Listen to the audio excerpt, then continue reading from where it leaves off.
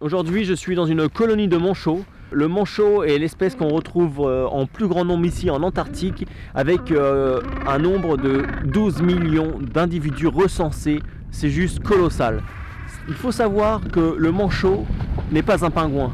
Le manchot, lui, se trouve que dans l'hémisphère sud et il serait vexé que vous le preniez pour un pingouin.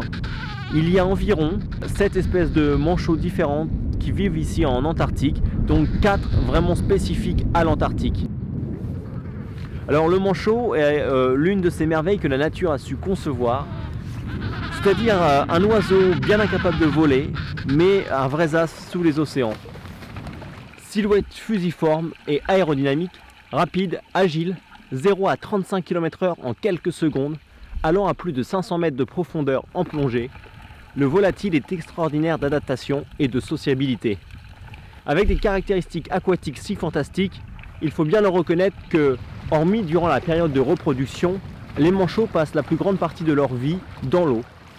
Mais attention, alerte, toutes les études le disent, les populations de manchots qui vivent sur le continent antarctique subissent de plus en plus de pression environnementale.